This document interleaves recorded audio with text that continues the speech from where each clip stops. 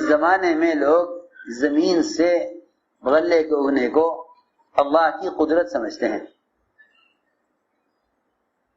اس زمانے کے لوگ زمین سے غلہ اگنے کو اللہ کی قدرت سمجھتے ہیں، حالانکہ یہ اللہ کی قدرت نہیں، یہ تو اللہ کی قدرت کا تعارف ہے،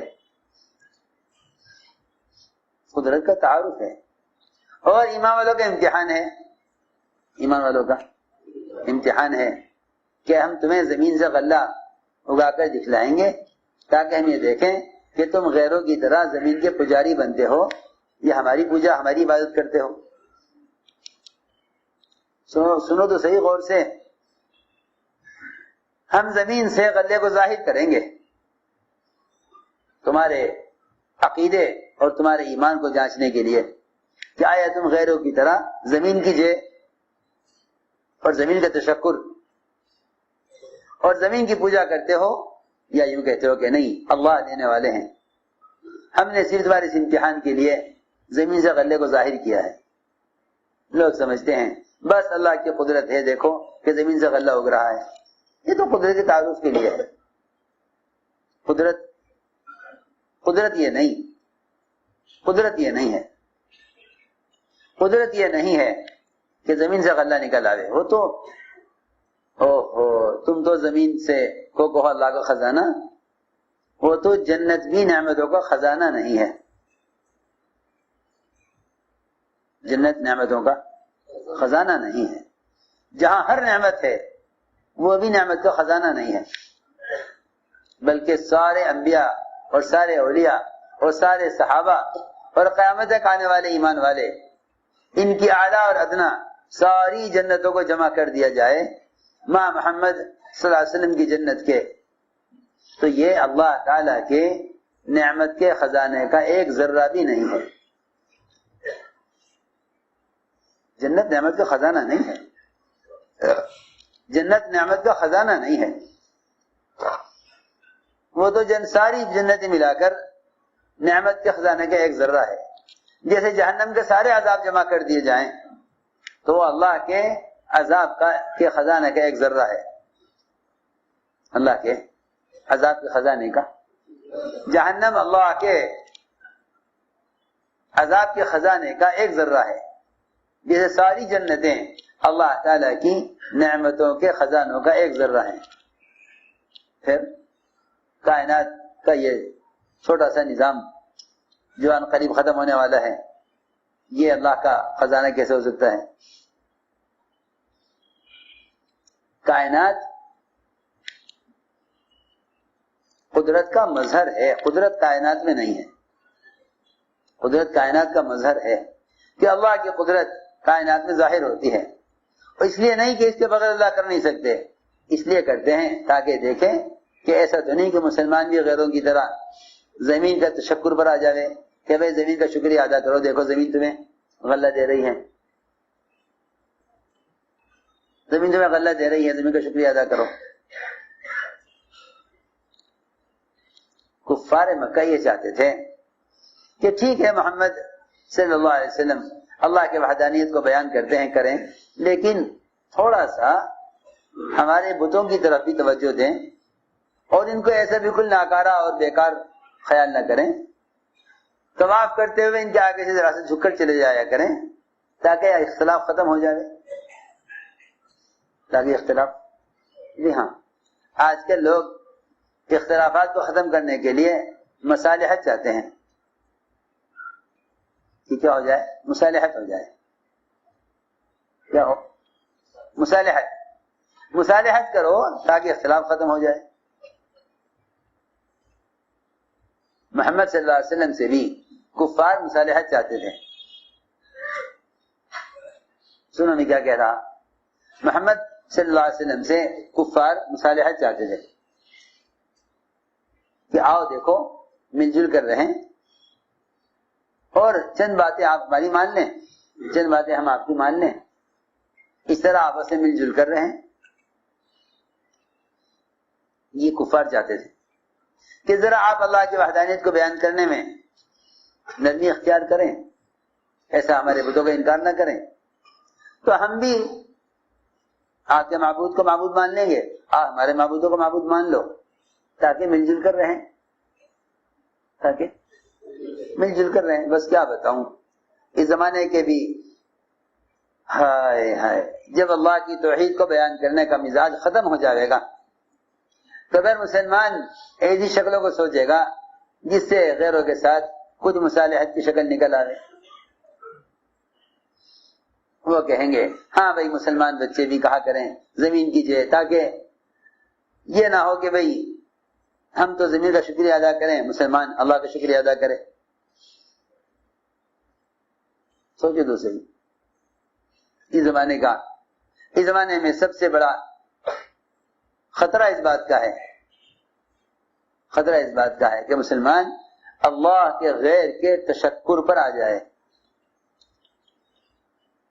نہیں، شکر کرنا صرف اللہ کا حق ہے، صرف اللہ کا حق ہے۔ شکر کا مطلب یہ ہے کہ نعمت کی نسبت اللہ کی طرف کرنا، نعمت کی نسبت اللہ کی طرف نعمت کی نسبت کرنا، یہ شکر کا خلاصہ ہے۔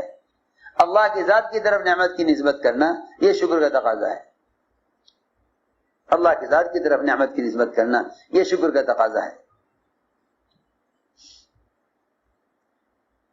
میں نے عرض کیا کہ ہم کیونکہ نظام کائنات کو قدرت سمجھتے ہیں، اس لیے یہ سمجھتے ہیں کہ جو اسباب سے لے رہے ہیں وہ قدرت سے لے رہے ہیں، حالانکہ جنہیں اللہ کی ذات سے لینا آ جاتا ہے ان کے نزدیک اسباب کی حیثیت ختم ہو جاتی ہے، اسباب کی حیثیت ختم ہو جاتی ہے تو وہ عمل کی آواز پر اسباب چھوڑ کر ایسے چلے جاتے ہیں گویا ان کا ان اسباب سے کوئی تعلق ہی نہیں تھا۔ یہ حیات صاحب حضرت نے عنوان قائم کیا ہے حدیث صحابہ میں کہ صحابہ اللہ کے حکموں پر اور نماز اور دین کے تقاضوں پر دنیا کو ایسا چھوڑ دیا کرتے تھے گویا ان کا دنیا سے کبھی کوئی تعلق نہیں تھا، ایسے چھوڑ دیا کرتے تھے۔ کیوں؟ اس لیے کہ ان کے نزدیک سبب انتہائی غیر یقینی اور اعمال انتہائی یقینی، اس لیے ان کے لیے اسباب کا چھوڑ دینا بہت آسان تھا۔ وہ یہ سوچ کے چھوڑ دیتے کہ اس سے کچھ ملنے والا نہیں ہے، اس سے کچھ ملنے والا نہیں ہے۔ انہیں اسباب کے مقابلے میں اعمال کا یقینی ہونا ایسا نظر آ جاتا تھا کہ ان کے لیے سبب کا چھوڑنا ہی کامیابی دکھلاتا تھا، سبب کا چھوڑنا کامیابی دکھلاتا ہے۔ یہاں اسباب کا چھوڑنا ناکامی دکھلاتا ہے، وہاں اسباب کا چھوڑنا کامیابی دکھلاتا تھا کہ میں نے سبب کو حکم پر چھوڑا ہے، اللہ کامیاب کرنے والے ہیں۔ اسی لیے اللہ نے بعض صحابہ کے باغات کو سال میں دو مرتبہ باغات سے پھل دیا ہے۔ ایک صحابی نے آ کر عرض کیا کہ میں تو قرض سے تنگ آ گیا ہوں، اگر میں سال ہر سال سارے باغ کی آمدنی قرض میں دوں، اپنے گھر ایک کھجور لے کر بھی نہ جاؤں تو میں سمجھتا ہوں کہ میرا قرض ادا نہیں ہوگا۔ فرمایا پھل توڑ لیا ہے کہ جی ہاں، سارا باغ کا پھل ٹوٹا ہوا ہے، ہر قسم کی کھجوروں کا الگ ڈھیر لگا ہوا ہے۔ فرمایا چلو باغ میں، اور جتنے بھی لوگ ہیں جن کا حق تمہارے ذمہ ہے سب کو بلا لو۔ اعلان کر دیا کہ جس کا ہمارے ذمہ حق ہے وہ آ جائے۔ چنانچہ روایت میں ہے سب آ گئے۔ فرمایا کہ جتنا ہے تمہارا حق لے جاؤ اس میں سے تول کر۔ کہتے ہیں صحابی سارا قرضہ ادا ہو گیا مگر مجھے کہیں ایک کھجور کی جگہ خالی نظر نہیں آتی تھی کہ یہاں سے کوئی کھجور اٹھائی گئی ہے۔ سارا قرضہ ادا ہو گیا، ایک کھجور کی جگہ کہیں خالی نظر نہیں آتی تھی۔ تم ہم سے لینے کے والے راستے پر تو آؤ، ہم سے لینے کے راستے پر تو آؤ۔ کیا بتائیں، کمائی کے اسباب کو اللہ کا ضابطہ سمجھتے ہیں، تجارت ضابطہ نہیں ہے، زراعت غلہ لینے کا ضابطہ نہیں ہے، دوا شفا لینے کا ضابطہ نہیں ہے، ہتھیار حفاظت کا ضابطہ نہیں ہے، ورنہ باڈی گارڈ خود ہی مار دیتے ہیں۔ اللہ اکبر، جو ملک ہتھیار اپنی حفاظت کے لیے بناتا ہے ان کے ہتھیار انہی کے خلاف استعمال ہوتے ہیں. کیا عجیب اللہ کا نظام ہے. اللہ کے ذات سے لینے والے ضابطوں پر آؤ. کائنات ضابطہ نہیں ہے. تو میں نے عرض کیا ایک وعدہ یہ ہے کہ اللہ تعالیٰ ایسی کا صرف دیتے ہیں جہاں گمان خیال نہیں پہنچتا. ایک وعدہ یہ ہے کہ یہ آدمی تقوی اختیار کرے گا ہم اس کے کام میں آسانی پیدا کر دیں گے. کام میں آسانی. من یتق اللہ یجعل لہ من امرہ یسرا کہ ہم متقی کے کام میں آسانی پیدا کر دیں گے. کیسے آسانی؟ آسانی کا مطلب یہ نہیں ہے کہ آپ نے ایک سبب اختیار کیا اور اس میں کوئی رکاوٹ پیش نہیں آئی. ہمارے تو اس زمانے میں آسانی کا مطلب یہ سمجھا جاتا ہے کہ کام میں کوئی رکاوٹ پیش نہیں آئی تو یہ کام آسانی سے ہو گیا. سنو آسانی کا کیا مطلب ہے؟ جو آدمی تقوی اختیار کرتا ہے ہم اس کے کام میں آسانی پیدا کر دیتے ہیں. میں بتاتا ہوں کیسی آسانی. اللہ اکبر.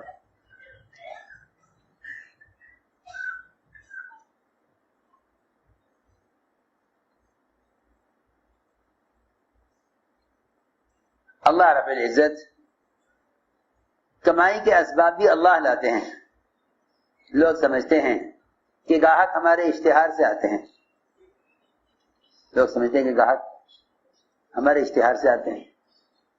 وہ جگہ جگہ ہوٹلوں میں, سڑکوں کے کناروں پر, بڑے مین روڈ پر جن کے پاس زیادہ مال ہے وہ مختلف قسم کے آلات اور ذرائع پر اپنی چیز کا اشتہار کرتے ہیں. پتہ چلے کہ ہم یہ بناتے ہیں. اللہ اکبر. لاکھوں روپیہ اشتہار پر خرچ کرتے ہیں پھر بھی مقروض. پھر بھی مقروض. یہ سمجھتے ہیں کہ گاہک ہمارے اشتہار سے آئیں گے, حالانکہ اللہ رب العزت گاہک کو خود لاتے ہیں. کبھی لاتے ہیں نماز کے وقت دیکھنے کے لیے کہ یہ گاہک کو دیکھتا ہے اس وقت یا اذان کو سن کر نماز کے لیے آتا ہے. اگر نماز کو ضائع کر دے تو اللہ اس کے مال سے اس کے دل کو پھیر دیتے ہیں. سارا مال دیکھ کر ریجیکٹ کر دیتا ہے, سارا مال دے کر فیل کر دیتا ہے. یہ حیران ہوتا ہے کہ آخر کیا بات ہے, اتنا اچھا مال ہے اور لینے کو تیار نہیں ہے. لوگ بعض گاہکوں کو پاگل کہتے ہیں. تاجر گالیاں دیتے ہیں گاہکوں کو کہ سارا مال کھلوا لیا, لینا کچھ نہیں. کیا بات ہے, کیوں نہیں لیتے؟ کہ دل نہیں چاہتا. بات یہ ہے تو نے اللہ کے حق کو ضائع کیا ہے. اللہ نے تیرے گاہک کا دل تیرے مال سے پھیر دیا ہے. سیدھی بات ہے. معاملہ وہاں سے ہے.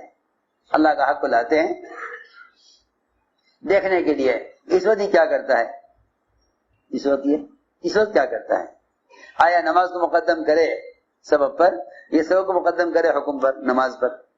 اگر نماز کے لیے سبب چھوڑ دیا تو ہم کامیاب کریں گے, اور اگر نماز کو ضائع کر دیا تو ہم اس کی تجارت کے نقشوں کو ضائع کریں گے. یہ اللہ کا نظام ہے. یہ اللہ کا نظام ہے. میں نے عرض کیا کہ اللہ تعالیٰ ان کے کاموں میں آسانی پیدا فرماتے ہیں. علی رضی اللہ تعالیٰ عنہ نے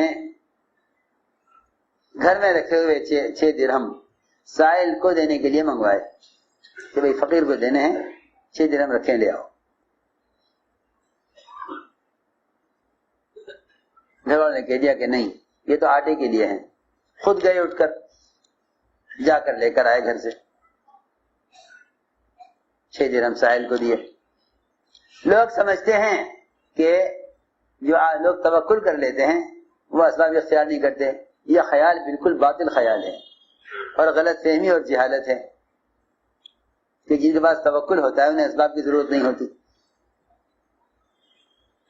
اور جو اسباب اختیار کرتے ہیں ان میں توکل نہیں ہوتا. یہ جہالت ہے. یہ جہالت ہے. اسباب کے اختیار کرنے سے, اسباب کے اختیار کرنا توکل کے خلاف نہیں, اور توکل کرنا اسباب کے خلاف نہیں.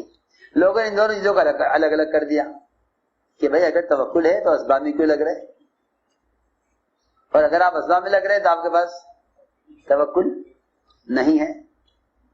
یہ خیال باطل خیال ہے.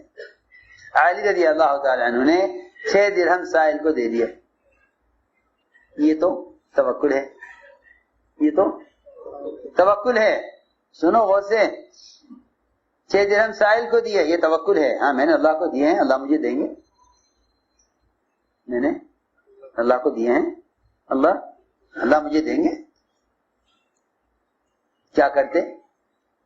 کیا گھر میں بیٹھے رہتے خاموش کہ اللہ دیں گے؟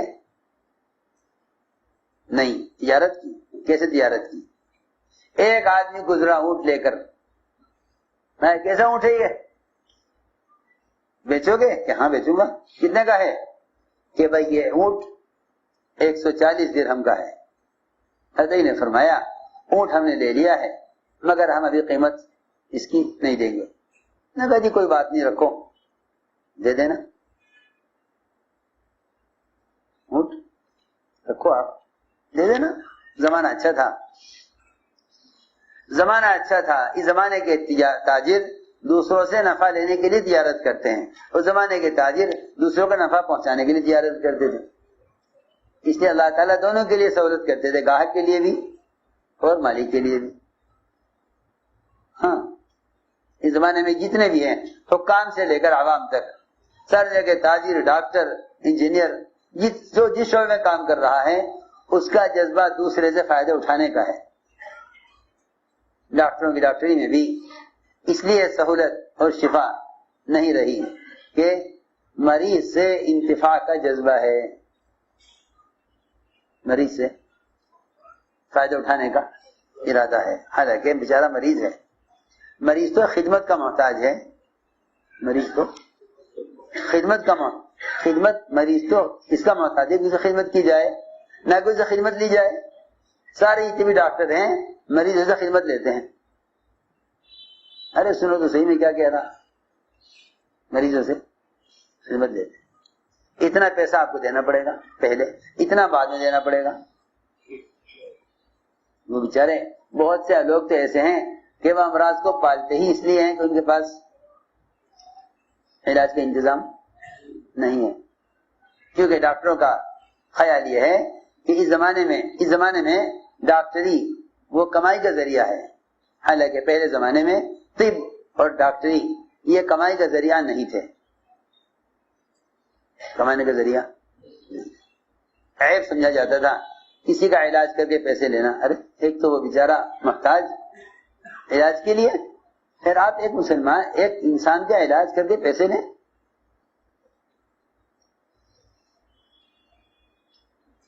کسی زمانے میں علاج خدمت تھا, اس زمانے میں علاج تجارت ہے. اور ایسی تجارت ہے کیا بتاؤں, ایسی تجارت کہ کمپنی ایک چیز بنا کر اس کی قیمت طے کر دے گی, کمپنی ایک چیز بنا کر اس کی قیمت طے کر دے گی, لیکن علاج میں کوئی قیمت, کوئی حد, کوئی لمٹ نہیں ہے. جتنے چاہے پیسے مانگ لو, ہاں جتنے چاہے پیسے مانگ. مریض بیچارہ مجبور ہے, کیا کرے, وہ پیسے دے گا وہ, کیونکہ اس کو تکلیف ہے اندر, اس کو اندر تکلیف ہے. میں نے اس لیے عرض کیا کہ طب اور ڈاکٹری یہ فائدہ اٹھانے کے لیے نہیں بلکہ فائدہ پہنچانے کے لیے. یہی وجہ تھی پرانے زمانے میں اطباء جو ہوتے تھے وہ اپنا کوئی کاروبار کرتے تھے اور لوگوں کا علاج مفت کر دیا کرتے تھے. نسخہ بنا کے دے دیا کہ بھائی یہ ہے, یہ دوا اسے ملا کے کھا لو, وہ خود دوا خرید کے کھا لیا کرتا تھا. اس زمانے میں سب سے بڑی تجارت وہ ڈاکٹری ہے. اس زمانے میں ڈاکٹری سے کمانا عیب تھا, زمانے میں ڈاکٹری سے کمانا عیب سمجھا جاتا تھا.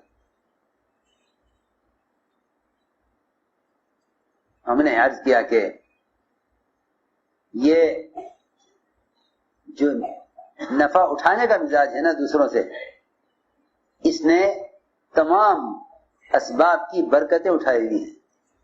ہر ایک کا جذبہ دوسرے سے فائدہ اٹھانے کا ہے, فائدہ پہنچانے کا جذبہ نہیں ہے. پھر خیانت ہے، ہر آدمی مال دیتے ہوئے ڈرتا ہے. اس نے کہا لیجیے اونٹ یہاں باندھ دیتا ہوں، آپ دے دیجیے پیسے. ادھر یہ اونٹ والا اونٹ باندھ کے گیا، ادھر دوسرا آدمی آ گیا. بھائی اونٹ کس کا ہے؟ کہ ہاں جی ہمارا. کیا بات ہے کہ بیچو گے؟ ہاں ضرور بیچیں گے. کتنے کا ہے؟ کہ 200 درہم کا. 200 درہم. 200 درہم لیے، اونٹ بیچا. 140 درہم اونٹ والے کو دیے، 60 درہم گھر لے گئے. 60 درہم گھر لے گئے. لوگ فرائض کو ضائع کر کے کمانا چاہتے ہیں کیونکہ سبب کو اصل سمجھا ہے. لوگ فرائض کو ضائع کر کے کمانا چاہتے ہیں. حضور اکرم صلی اللہ علیہ وسلم نے جن اعمال پر جو وعدے کیے ہیں ان وعدوں کو اصل نہیں سمجھتے. چنانچہ علی رضی اللہ تعالیٰ عنہ 60 درہم گھر لے گئے